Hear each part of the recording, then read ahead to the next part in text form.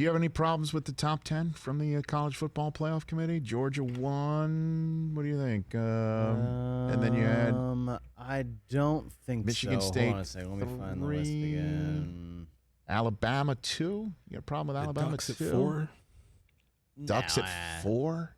They lost to Stanford, and they're They in front of Cincinnati. But they beat Ohio State. Right? No, so that makes sense. They're in front of Ohio State. Cincinnati beat Notre Dame, who's Come on. 10. Cincinnati's undefeated. So what? That doesn't mean anything in college football. That's terrible then. Oklahoma, you think they're too low or what?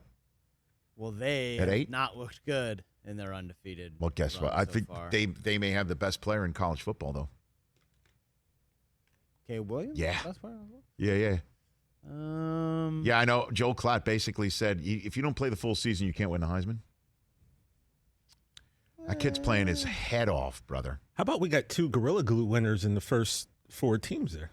Okay, we got Oregon. We got Jordan Davis, and Alex Forsythe Yeah. of Oregon.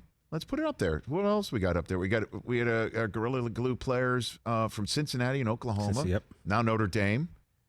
We're well represented. Right? We are well represented. We are well represented. We have not Alabama. I just figure everybody's got an NIL It's safe deal. to say, though, no one from Ohio State will ever be the Gorilla Glue That's winner. not true. Oh. They're just going to have to do really great. I don't want to say it. We tried with Michigan State. Let's just put it that way. Yes, we did. We tried. We reached out, and What do you mean you tried? Like you got turned down? Is that what you tried? We did.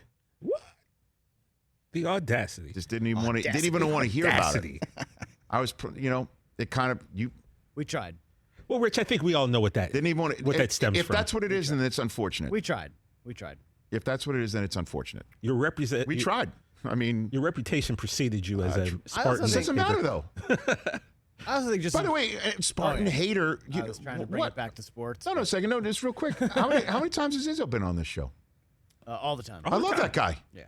And he loves busting my chops. He busted my chops about the Michigan loss or the Michigan State win through Mariucci. He still owes your kids he pajamas. Loves busting my chops. It's called a friendly rivalry, is what it is. I see rivalry like you and Ohio State, but I remember I was talking to Taylor Ryan Lewan Day's once. been on the show. Urban Meyer's been on the show. Taylor Lewan told me, Come on. it's like, I thought you didn't like Ohio State. He goes, I don't like Ohio State. He goes, I really don't like If Michigan that's what State. it is, that we reached out, and if the fact that we didn't get even a hearing of like, hey, we're trying to give somebody an NIL deal here, money and glue, and the fact that we weren't even heard out, if that's because I'm a Michigan guy, then that's ridiculous. I agree. At any rate, we're represented. Top 10. That was my whole point there. 844-204-RICH, number to dial here on the show.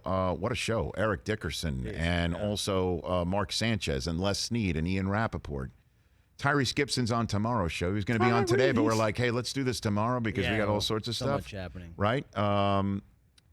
So real quick, Rich, about a point about the college football playoff rankings. This is the first rankings that have come out, and I think the history of these have taught us anything that, generally speaking, the final list does not look anything like the first list. So to kind of get bent out of shape about, Cincinnati's too low and Oregon's too high, or why is Alabama too, it's going to work itself out here in the next month. No, I know that. Let's not get too. These things are all about. It's like a preseason ranking too. Yeah. Like this is just the first one. This exactly. is just the first kind of things are going to shake out. We know that Georgia's won, and then after that, it's just kind of all right. Let's see how it shakes out. But put it back up one more time, if you don't mind. The fact that Georgia's won makes sense. Alabama is sitting there, so they don't have to leapfrog a whole bunch of people if they beat Georgia. Let's be honest. And if they lose, they're out.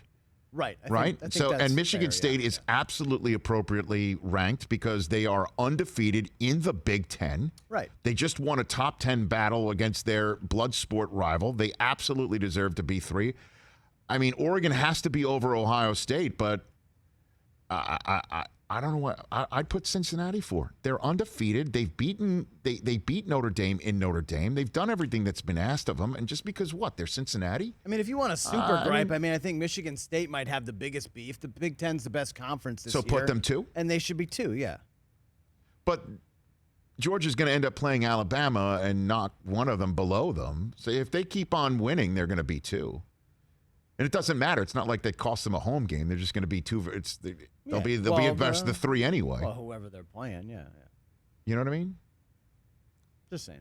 But it is food for thought. Oklahoma fans might have a gripe, but, they've played way too many close games against teams where the game shouldn't be close. So okay, good chat. Good college football chat. We're watching. Good college football chat. Hey, you watched all the way to the end. Thanks for that. Watch more right here.